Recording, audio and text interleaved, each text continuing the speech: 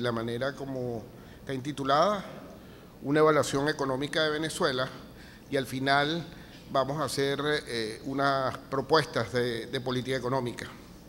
Estas propuestas están atadas a la última posición del Consejo, que se hizo pública hace aproximadamente 2 semanas. La manera como está estructurada esta presentación, y de hacer la agenda que voy a tratar de seguir, que inicialmente yo creo que es muy importante identificar cuáles son las características actuales de la economía venezolana, entender exactamente qué es cómo está funcionando la economía, y en esencia todos estos titulares que nos hacían mención hace unos minutos están atados fundamentalmente a cómo está funcionando la economía venezolana. Luego, teniendo eso presente, lo que voy a tratar de hacer es precisar cómo se ve el ambiente económico hacia adelante, dado que, o asumiendo inicialmente que no hay cambios fundamentales en política económica. Posteriormente, en ese contexto, tengo que tratar de definir cómo podría ser un escenario macroeconómico esperado hacia adelante, y para ello se hacen estas propuestas de política económica que son en esencia la conclusión final de esta presentación. En términos de las características de la economía venezolana, lo primero que tendríamos que tratar de ver es inicialmente la evolución de esta economía en los, aquí tienen inicialmente los últimos 12 trimestres, es decir, desde el primer trimestre del 2011 y hasta el cuarto trimestre del 2013. En unos minutos voy a tratar de incorporar algunos comentarios acerca del 2014. Pero lo que vemos aquí es que dos temas que son fundamentales. Uno, ha habido actividad económica. Esa actividad económica ha ido creciendo progresivamente, y lo que estamos viendo a finales del año pasado es que esa actividad económica fue continuamente perdiendo fuerza. Es decir, esa línea que ustedes están viendo allí oscura tenía un nivel más alto, por ejemplo, en el 2011 y un nivel más bajo en el 2013, y básicamente lo que me está diciendo es que la economía ha ido perdiendo fuerza. El otro elemento que es muy importante ver aquí es que cuando uno ve la actividad económica, lo que está viendo es el lado de la oferta de la economía, es decir, la capacidad que tiene el sistema económico para producir bienes y servicios. ¿Okay? Esa capacidad de oferta tendríamos que tratarla de comparar con la evolución de la demanda, es decir, la cantidad de bienes y servicios que la sociedad espera adquirir en este proceso. Si yo trato de incorporar eso a este análisis, lo que vemos allí, y es lo que trato de hacer con la línea fucsia, lo que empiezo a ver es que al principio, por ejemplo, del 2011, que es el extremo izquierdo de esa gráfica que están viendo, básicamente una curva estaba encima de la otra, y lo que me estaba diciendo era que la evolución de la demanda y la oferta tenían un dinamismo parecido. Ahora eso cambia a partir del 2012, y se empieza a ver que la línea fucsia comienza a moverse más arriba que la línea oscura. Lo que me estaba diciendo es que la demanda estaba creciendo más rápido que la oferta. Si me voy hacia el 2013, lo que veo es que la diferencia de esas dos curvas, en vez de cerrarse, se amplía. Es decir, que el desbalance económico que existió en el 2013 fue superior al del 2012. Es decir, que los venezolanos estábamos en la economía quisiendo o tratando de demandar una cantidad de bienes y servicios que estaba por encima de la capacidad de la economía para generar esos bienes y servicios. Más adelante voy a tratar de precisar por qué la demanda estaba en esa situación y por qué la oferta estaba en esa situación. En cualquier economía del mundo en la cual usted tenga este proceso económico o estas características en el proceso económico donde la demanda crece más rápido que la oferta, tienen que ocurrir dos elementos que estamos viendo continuamente en Venezuela. El primero voy a tratar de incorporarlo con una línea amarilla, y es básicamente el comportamiento de la inflación. Entonces, en la medida en que la diferencia entre esa línea fucsia y esa línea oscura se amplía, lo que hace es que la línea amarilla se mueve más arriba. Es decir, que genera esos desbalances económicos, lo que hacen es que la inflación se acelere. ¿Okay? ¿Cuál es la razón fundamental por la cual tenemos una aceleración inflacionaria importante? Uno, porque el desbalance económico es muy importante, porque la demanda crece mucho más rápido que la oferta. El otro elemento que voy a tratar de incorporar aquí, en este análisis con una línea azul celeste, es ver lo que pasa con los indicadores de escasez o desabastecimiento. Y si yo incorporo esa línea, lo que empiezo a ver es que en la medida en que el desbalance económico es mayor, la inflación es mayor, los índices de escasez tienen que ampliarse. Entonces, lo que estamos viendo es que el escenario económico está caracterizado, como todos ustedes lo saben y todos lo sentimos todos los días, por un proceso inflacionario que se acelera y al mismo tiempo unos niveles de escasez que son importantes. ¿Por qué está ocurriendo eso? Básicamente porque la demanda crece más rápido que la oferta. Si quiero ver eso en números, simplemente para los que estén interesados en un análisis un poco más preciso, lo que vemos es por el lado de la oferta, tienen unas variables económicas en el extremo izquierdo, donde tienen por la oferta el nivel de actividad económica, en el lado de la demanda la evolución del consumo. Eso me da un desbalance de mercado. Y un tema que es muy importante y que se va a hacer más relevante en el 2014, y lo voy a comentar en unos minutos, es el comportamiento de la inflación, el comportamiento de la capacidad de compra de la sociedad, que está medida por los salarios reales, y los niveles de escasez de acuerdo a índices oficiales. Viendo el 2012, por ejemplo, ese desbalance económico representaba 1,3%.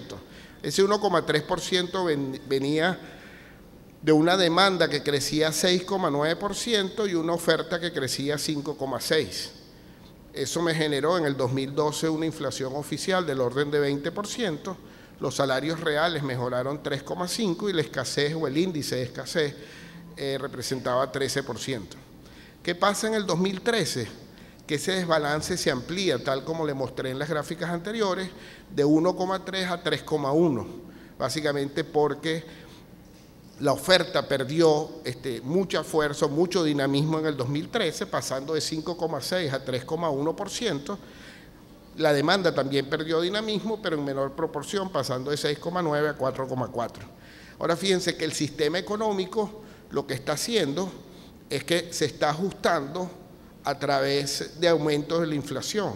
Lo que está tratando de hacer es que ese desbalance entre la demanda y la oferta, está tratando de resolverlo, pero tratando de mover la demanda hacia la oferta, lo cual deberíamos tener una política económica que debería hacer el movimiento contrario, tratar de mover la oferta hacia la demanda, y como no hay decisiones, el propio sistema económico lo que está haciendo es elevando la inflación, tumbando la capacidad de compra de la sociedad y la capacidad de crecimiento de la demanda, y lo que hace es que la demanda se mueve hacia la oferta. Es una economía en la cual no puede crecer, una economía muy inflacionaria y una economía en la cual la sociedad va perdiendo progresivamente capacidad de compra. Lo vemos en el 2013, voy a comentarlo en unos minutos acerca del 2014, pero esa es la razón por la cual la inflación oficial aumenta de 20 a 56%, tenemos una caída en los salarios reales o en la capacidad de compra de la sociedad de 8% en un contexto donde los índices de escasez se amplían y llegan a 22%. ¿Por qué la demanda está allí y por qué la oferta está allí? ¿Por qué existe ese desbalance? Bueno, el punto central que lo que está detrás de la demanda es la actividad financiera del gobierno.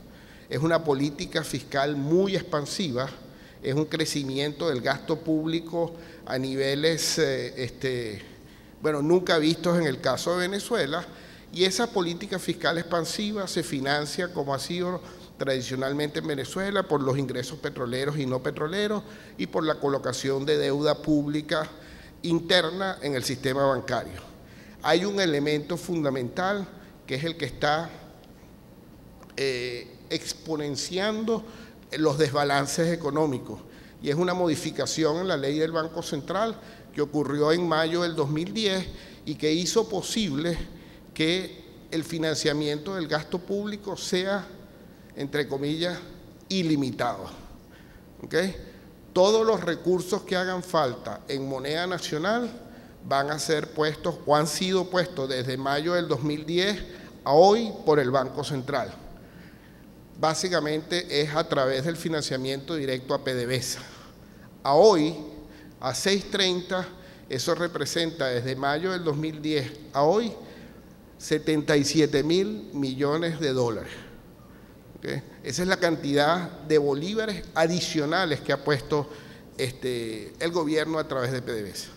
¿Qué significa eso? Los ciudadanos venezolanos tienen bolívares para ir a comprar. ¿Okay? Y esos bolívares están puestos básicamente a través del financiamiento de la política fiscal. ¿Por qué está la demanda? ¿Por qué la demanda es tan importante? ¿Por qué yo como empresario simplemente mi angustia es que tengo todos los pedidos y no puedo cumplirlos? Pues no tengo capacidad de generar ofertas tan rápido a las necesidades de la demanda. En un contexto como ese, como mencioné antes, tiene que haber inflación, tiene que haber escasez.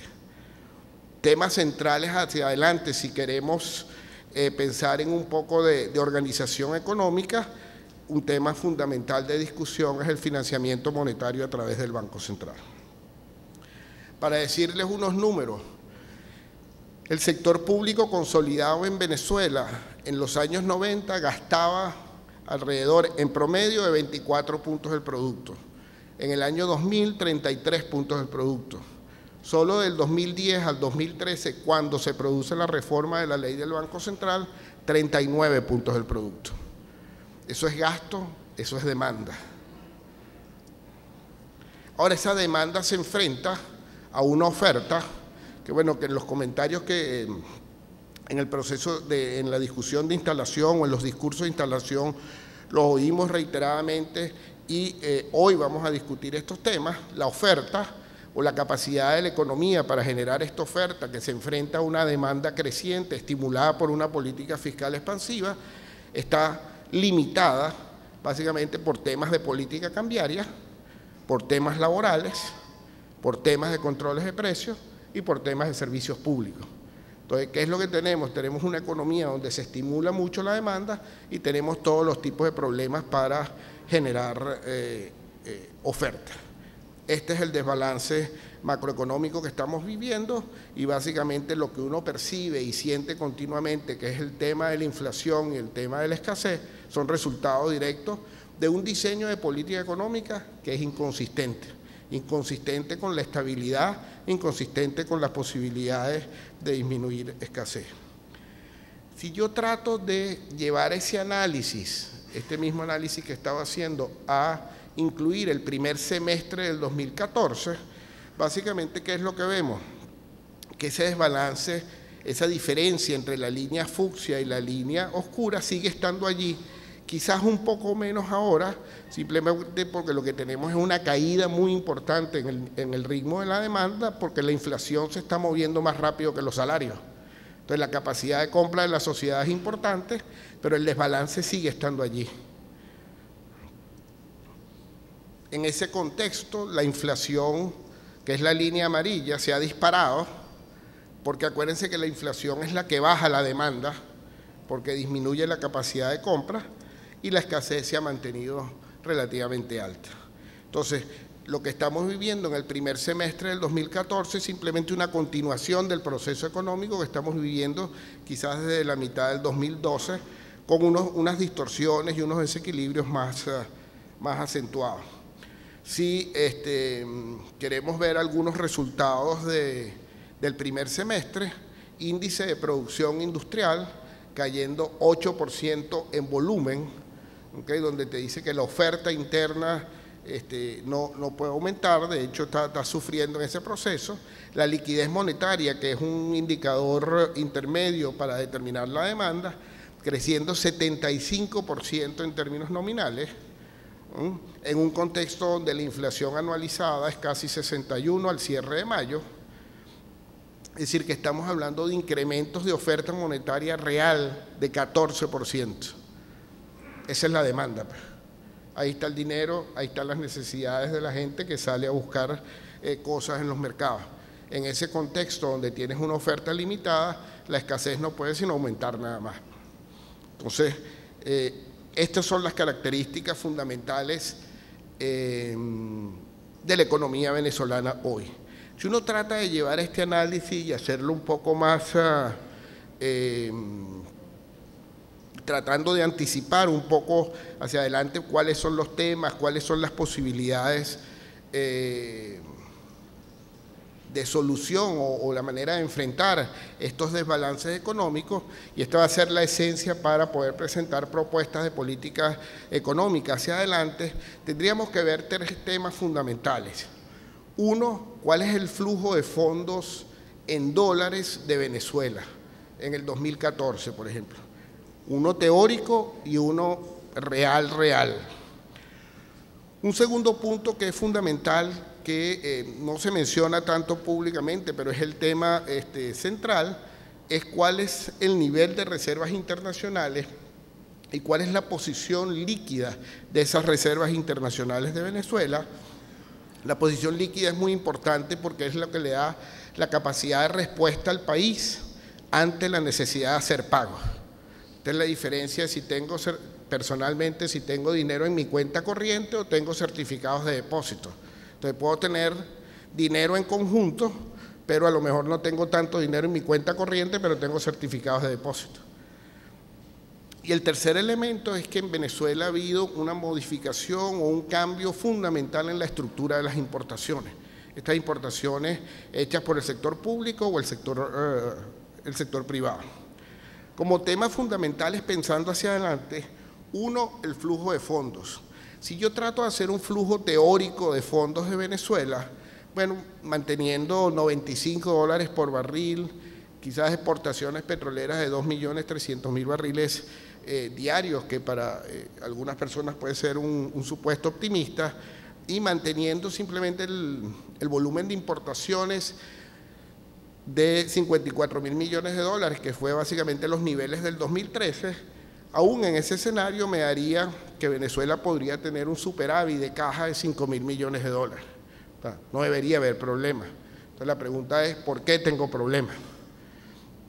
Bueno, si yo trato de hacer un análisis más preciso acerca de ese flujo de caja y digo, bueno, realmente Venezuela puede estar exportando 2.300.000, pero cobra simplemente 1.740.000 barriles diarios. Si eso es cierto, que puede ser, como mencioné antes, un supuesto conservador, y mantengo los 54.000 millones de dólares de importaciones, Venezuela realmente tiene un déficit de caja de 12.000 millones de dólares. Es decir, un déficit de caja de 1.000 millones de dólares mensuales. ¿Okay? ¿Cómo está resolviendo Venezuela eso? Pero lo que estamos viendo hoy, y la política económica instrumentada por las autoridades económicas, es bajar ese número de 54.000 hasta el nivel que necesites para hacer que ese flujo de caja sea cero. ¿Qué es lo que tengo que hacer? ¿Qué es lo que las autoridades están tratando de hacer? Si tengo 12.000 millones de dólares de déficit en el 2014, tengo que bajar 1.000 millones de dólares mensuales en importaciones. Eso es básicamente lo que estoy tratando de hacer, lo que las autoridades están tratando de hacer. No hay mayores decisiones en política económica, simplemente que el proceso de asignación de divisas se retrasa. Se retrasa por las cantidades que son necesarias para cuadrar el flujo de caja. En este escenario, lo que hay que tener presente es que si alguien recibe unos recursos, eso al final lo que implica es que otra persona está dejando de recibirlos. ¿Okay? Porque en esencia, este es el tema central que tenemos que enfrentar en el corto plazo. ¿Cuál es la posición financiera de Venezuela? Bueno, Venezuela formalmente no es un país que tiene problemas financieros importantes. ¿Okay? De hecho, yo diría que tiene una posición financiera relativamente sólida comparado con el resto de los países de América Latina. Ahora, Venezuela lo que sí tiene es un profundo problema de liquidez de reservas. ¿Okay? Es decir, tiene recursos que no están líquidos, en consecuencia no pueden ser utilizados para financiar, en este caso, importaciones. Venezuela tiene una posición de reservas internacionales líquidas extremadamente baja para las necesidades de importaciones que tiene que que financiar. Esa es la razón por la cual estos retrasos, si ese tema de liquidez de reservas no se enfrenta directamente, no hay soluciones de corto plazo en los temas que estamos discutiendo. El otro tema que es fundamental, y es el tercer tema que quería incorporar dentro del análisis, es la estructura de importaciones. Y esta estructura de importaciones ha cambiado de manera fundamental en la última década. Si vemos en el extremo izquierdo de esa gráfica, empieza en el año 2000, el extremo derecho termina en el 2013. La línea azul oscura me muestra el comportamiento de las importaciones totales, la línea amarilla me representa las importaciones del sector privado y la línea fucsia me representa las importaciones del sector público. Si veo el extremo izquierdo, donde tengo el año 2000, básicamente la línea azul y la línea amarilla están muy cerca una de la otra, lo que me dice que casi todas las importaciones de Venezuela las hacía el sector privado y el sector público hacía muy pocas importaciones. ¿Okay? Lo que veo en el 2013, que es el extremo derecho de la gráfica, es que esa diferencia entre la línea azul y la línea amarilla se amplió de manera significativa y eso es lo que hace que la línea fucsia aumente. Es decir, no es que el país no tiene importaciones, el país tiene requerimientos de importaciones muy importantes, lo único es que el sector público está importando mucho más de lo que hacía antes. En consecuencia, ante un flujo de dólares relativamente constante, porque el precio del petróleo no ha mejorado, porque los volúmenes de exportaciones tampoco, evidentemente que lo que le queda al sector privado es menos de ese flujo. Si trato de ver eso en términos de porcentajes, las importaciones del sector privado en el año 2000 eran 90% de las importaciones totales, hoy es básicamente 50 y 50. ¿Okay? Si trato de ver cuál es la participación de las importaciones del sector público dentro del ingreso petrolero, es decir, cuánto requiere el sector público para sus propias importaciones del flujo petrolero, era menos de 10% en el año 2000, hoy es una cifra alrededor de 25%. ¿Okay? Entonces, no es que el país no tiene dólares, no es que el país dejó de recibir dólares, sino que la estructura del uso de los recursos es diferente a lo que teníamos en el pasado. En este contexto en el cual tenemos un escenario económico caracterizado por una demanda, una evolución de la demanda importante, fuerte, creciente, estimulada básicamente por una política fiscal expansiva, financiada con creación de dinero o a través de financiamiento monetario, y una oferta limitada básicamente por los temas cambiarios, por los temas laborales, por los temas de servicios públicos, por los temas de controles de precios. Tenemos un escenario económico hacia adelante que no puede tener otra característica que bajo crecimiento económico y mucha inflación. ¿Okay? Entonces, ¿qué es lo que vemos hacia adelante? Que, por ejemplo, para el segundo semestre del 2014 y el 2015 y 2016, la economía venezolana le va a costar crecer. Le va a costar crecer, que implica que el crecimiento económico va a ser bajo en un escenario donde la inflación va a ser alta, porque los desbalances económicos van a continuar siendo importantes siempre y cuando la política fiscal continúe siendo expansiva. Si aquí no hay modificaciones fundamentales en términos de el flujo de fondos de Venezuela, la estructura de importaciones y los niveles de liquidez de reservas internacionales, es muy poco probable que la evolución de la oferta interna, que la evolución interna de la oferta de bienes y servicios o de la actividad económica o del PIB total, cambie su tendencia de manera importante. Todo esto puede ocurrir en un escenario donde el precio del petróleo se mantenga relativamente alto. Estamos hablando de $95 por barril para el petróleo venezolano en los próximos 3 años. Esto debería ser el escenario económico de Venezuela a hoy. Ese escenario económico estará caracterizado, como mencioné, por cero crecimiento económico con estancamiento de consumo, alta inflación y persistente, producto de los desbalances de mercado y la devaluación, y el tema de restricción de importaciones seguirá siendo un tema relevante por el control de cambio y una oferta cambiaria insuficiente. Si uno trata de ver hacia adelante, y esto es básicamente lo que el Consejo de Economía ha estado tratando de hacer con su posición pública, con sus intervenciones, tal como esta, es presentar continuamente propuestas de política económica.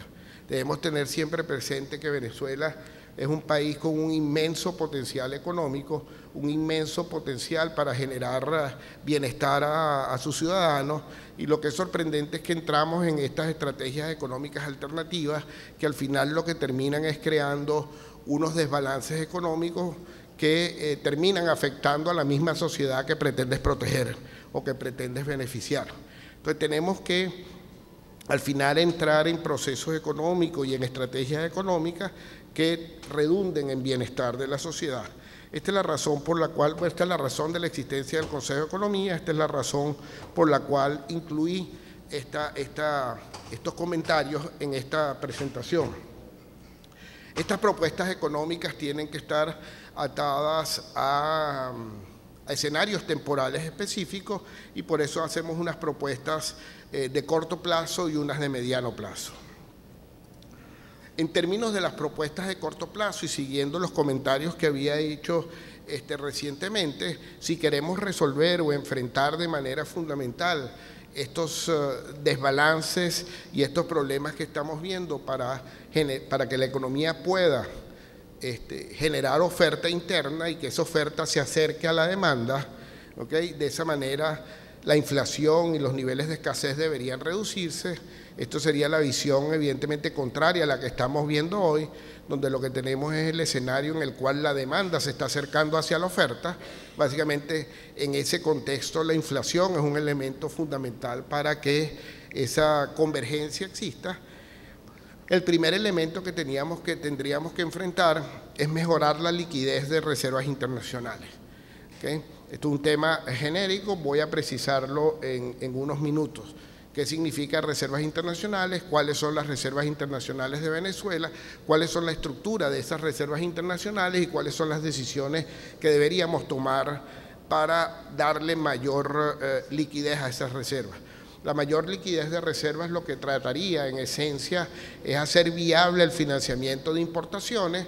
Esas importaciones básicamente son de manera relevante las importaciones de materias primas, y eso haría posible que la oferta interna creciera o se moviera con mayor fluidez. El otro elemento que es fundamental, si tenemos un problema de estructura de reservas y tenemos necesidades de financiamiento importante, habría que plantearse una idea de que hay que tener una nueva estrategia de financiamiento externo, de endeudamiento externo, y es uno de los elementos que tendríamos que tener claro hacia adelante. Ese endeudamiento externo puede ser la República o puede ser PDVSA al final. El punto central es que se necesitan esos recursos para hacer posible el incremento de la oferta. Y como tercer elemento fundamental tiene que venir una reducción del financiamiento monetario, una reducción de esos niveles de gasto público para tratar de hacer que ese desbalance económico sea menos importante, y de esa manera la inflación podría ceder y también los índices de escasez. Entonces, estoy hablando de mejoramiento de liquidez de reservas, 2, nuevo endeudamiento, 3, reducción del financiamiento monetario. Creo que los dos puntos, el segundo punto y el tercer punto son relativamente claros. El primer punto, ¿a qué me refiero con eso? ¿Cómo se mejora la liquidez de reservas? Pero el punto central es que la posición financiera de un país está representada básicamente por los activos financieros que tiene el Banco Central, y en el caso de Venezuela, después de otra reforma de la ley del Banco Central, por algunos recursos que están fuera del Banco Central. ¿Okay? Esto es lo que determina la posición financiera del país, y viendo esa estructura específica, Venezuela tiene una posición en oro que es muy importante y adicionalmente tiene una posición en el Fondo Monetario Internacional que está representado por unas inversiones en derechos especiales de giro y adicionalmente unas acciones en el Fondo Monetario. Adicionalmente, Venezuela tiene fuera del Banco Central algunos recursos en dólares en el Fondo de Desarrollo Nacional y existen adicionalmente algunos recursos en las cuentas del acuerdo con China. Entonces, ¿qué es lo que vemos? Uno, Venezuela tiene una posición financiera sólida. Dos, Venezuela no tiene una estructura de liquidez de reservas que va acorde con esas necesidades de dólar. ¿Qué implica esto? Bueno, uno, que tenemos que hacer una modificación de esa estructura de liquidez y que tiene que estar atada, uno, a modificar lo que se hace con el oro o establecer algún tipo de relación con el Fondo Monetario a ver si podemos obtener algunos recursos adicionales.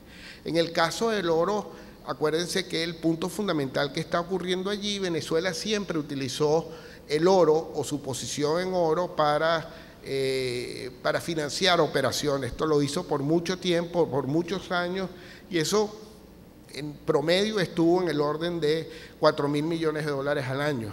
La única diferencia de hoy a lo que hacíamos antes es dónde está ubicado ese oro. Hace como 2 años decidimos, como una medida nacionalista muy importante, es traer el oro que existía depositado en entes internacionales que se ocupan simplemente de hacer custodia de esos activos financieros. Los teníamos en el exterior, los movimos a Venezuela. Eso que parece una cosa que puede resultar insignificante, en mercados financieros es muy importante, más cuando usted quiere utilizar esos recursos para, o sea, como garantía a una operación de financiamiento. Cuando están depositados fuera, esa garantía puede ser ejecutada. Cuando están depositados en Venezuela, la ejecución de la garantía se hace un poco más complicada. Entonces, usted básicamente modificando la ubicación de un activo financiero pasa de convertir un activo financiero líquido en un activo financiero ilíquido. Eso fue lo que hicimos.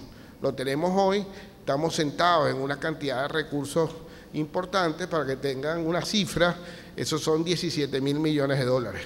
Usted está sentado en una silla que tiene 17.000 millones de dólares y simplemente no los puede utilizar.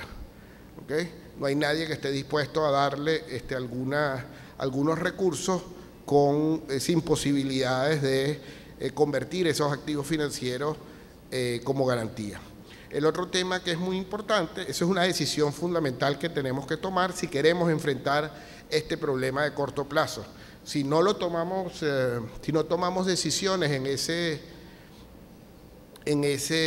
esa área, simplemente estamos en el escenario en el que estamos hoy.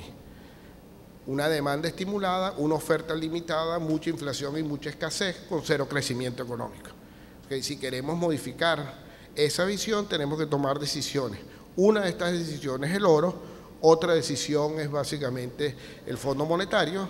El Fondo Monetario tenemos una posición en derechos especiales de giro, que lo tienen todos los países que son socios del Fondo Monetario.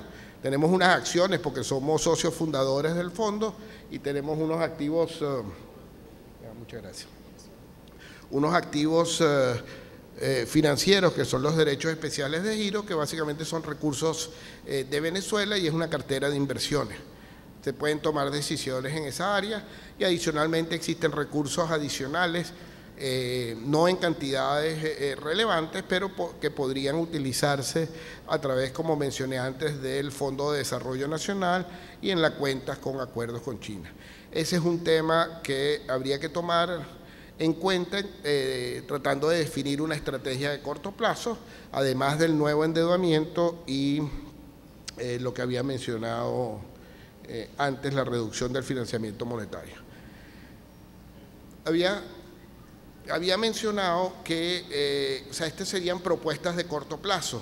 Las propuestas de mediano plazo, y son temas sobre los cuales el Consejo de Economía Nacional ha mencionado o ha hecho público en reiteradas oportunidades, y son temas centrales, pensando en la posibilidad de que Venezuela entre en una estrategia de desarrollo económico sostenible con escenarios de estabilidad inflacionaria y que al final redunden en bienestar de los ciudadanos, tiene que partir fundamentalmente del sector petrolero. Nosotros lo denominamos nuevos espacios para inversión petrolera y este es un elemento central para iniciar el proceso de crecimiento económico. La razón fundamental por la cual está la inversión petrolera como elemento de mediano plazo fundamental y el número uno es porque el sector petrolero es el sector que tiene las conexiones intersectoriales más importantes en la economía venezolana. Si usted ve la estructura del Producto Interno Bruto y usted ve que el petróleo simplemente hoy representa 11% de ese producto, cuando a lo mejor 10 años atrás representaba 17% del producto.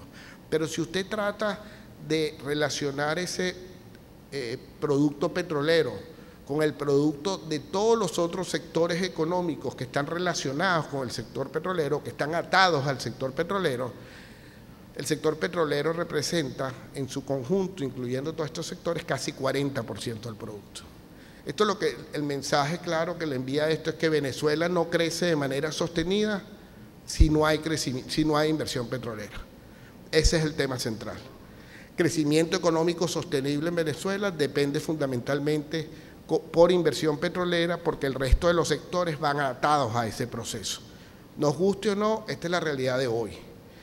Evidentemente tenemos que tener una estrategia para que eso no sea así en el futuro o si tenemos otra visión, pero ese es el tema central. Y eso sería el elemento para iniciar el proceso de crecimiento económico de mediano plazo, el inicio del proceso de crecimiento sostenible. El segundo elemento fundamental es una reforma fiscal. Esta reforma fiscal es la única que puede generar estabilidad inflacionaria. Esa estabilidad inflacionaria está atada de manera fundamental en la reducción del financiamiento monetario. Tenemos que entrar en un proceso de reforma donde los niveles de gasto de gasto público tienen que ser financiados con una estrategia que no fomente el tema inflacionario. Entonces, crecimiento sostenible con inversión petrolera, 2, estabilidad inflacionaria a través de una reforma fiscal. Como elemento fundamental para darle sostenibilidad de mediano plazo a ese crecimiento, tienen que estar los incentivos a la inversión privada. Y ese es el tema fundamental que tenemos que tener presente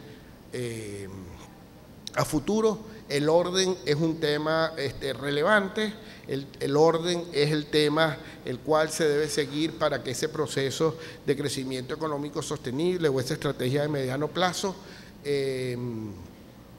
pueda instrumentarse y pueda mantenerse en el tiempo. Para concluir esta presentación y para llevar un poco una idea más precisa de esto que estoy tratando de mencionarles, lo que traté de hacer en esta presentación es incorporar a unos números de cómo se verían Venezuela con una estrategia de este tipo, con estas medidas de corto plazo y con los elementos de mediano plazo que estoy incorporando, y esto pueden contrastarlo con los escenarios que les presenté antes. Viendo aquí, lo que empezamos a ver es simplemente un escenario económico donde el crecimiento económico es mucho más importante que el que tenemos en la actualidad y en un ambiente donde la inflación progresivamente va perdiendo fuerza. Y esto tendría que ir acorde con los 3 elementos fundamentales que les comenté con relación a la estrategia de corto plazo e incorporando elementos de esa estrategia de mediano plazo. Muchas gracias.